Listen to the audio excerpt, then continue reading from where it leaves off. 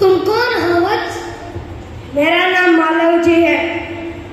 मालव जी, जानते हो इस अपराध के लिए तुम्हें क्या दंड भोगना पड़ेगा? मृत्यु। मृत्यु दंड से पहले तुम्हें मुझे एक बात बतानी होगी। वह क्या? तुम्हारी बातें और चाल ढाल से पता चलता है कि तुम एक वीर पुत्र हो, सत्यवादी हो। तो मुझे तुम पर आशा है कि तुम झूठ नहीं बोलोगे। तो सत्य है, मैं वो बता दूंगा। उसमें छुपाने वाली क्या बात है? क्या तुम मुझे मारकर पूरे समग्र मराठा साम्राज्य के राजा बनना चाहते हो? नहीं। तो क्या मैंने तुम्हें हानि पहुंचाने की कोई चेष्टा की है? क्या मैंने इस राज्य के प्रतिष्ठा पर धब्बा लगाया है? महाराज, इनमें से कुछ भी नहीं। तो तुम्हारे मन में क्या बात चल रही है, हमें भी बता।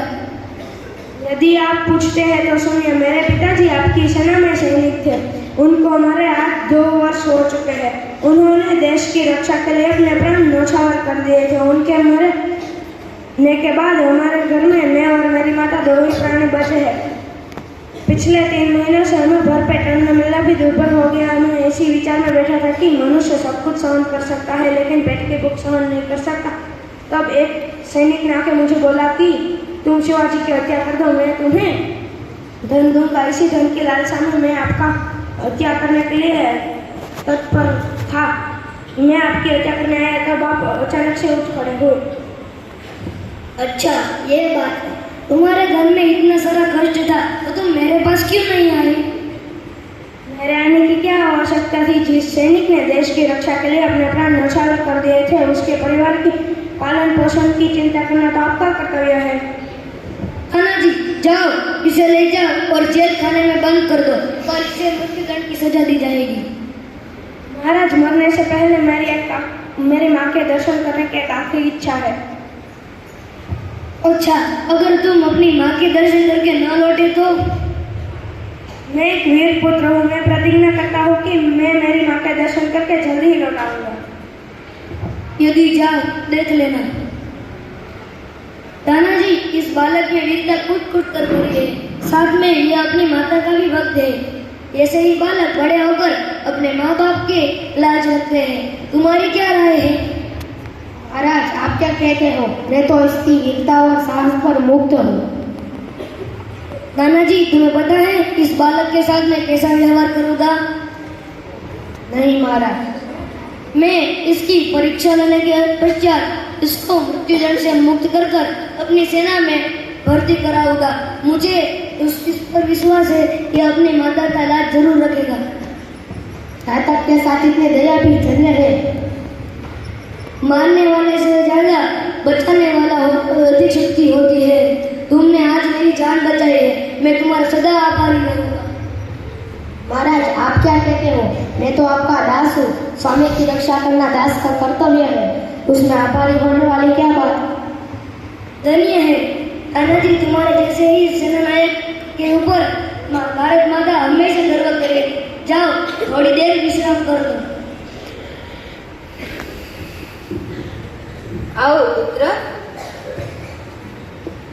माँ, मैं आज्ञा मांगता हूँ। मैं शिवाजी के दरबार में जा सकता हूँ? अवश्य पुत्र, आशीर्वाद।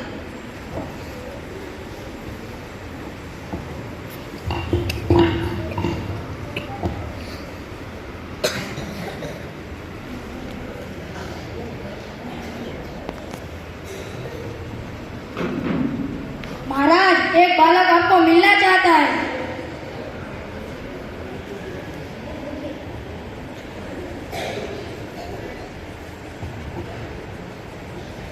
तानाजी न जाने मेरे मन में उस बालक के प्रति अगाध प्रेम उगड़ रहा है।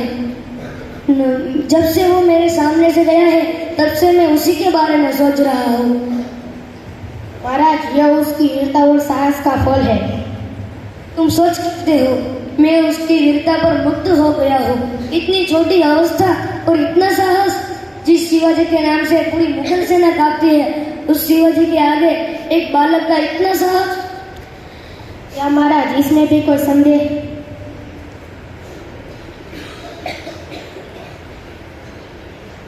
महाराज, आपको एक बालक मिलना चाहता है, उसे अंदर आने दो।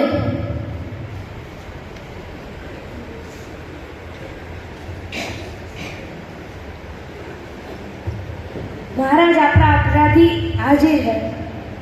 वीर पुत्र इतनी जल्दी लौट गई। आपसे विदा होने के बाद मैं घर पहुंचा। घर पे माँ मेरी बहुत देर से राह देख रही थी। मुझे देखती उसने मुझे छाती से लपेट लिया। मैंने तब सोचा कि मैं सारा भेद माँ को बता दूं, पर मेरी हिम्मत नहीं हुई। अब मैं आपके सामने हाजिर हूँ। मरने से पहले एक और बात। वह कौन सी बात है? मरने के बाद मेरी माँ के पालन की सारा भार आप उनने सिर पर ले ले। वीर पुत्र तुम सचमुच में सत्य पुत्र हो। शिवाजी तुम्हारे जैसे पुत्रों का आदर करते हैं, नहीं कि उनकी हत्या। मैं तुम्हारी परीक्षा ले रहा था, तुम मेरी परीक्षा में सफल हो गए हो। मैं तुम्हें मृत्युदंड से मुक्त करता हूँ। महाराज आप धन्य है।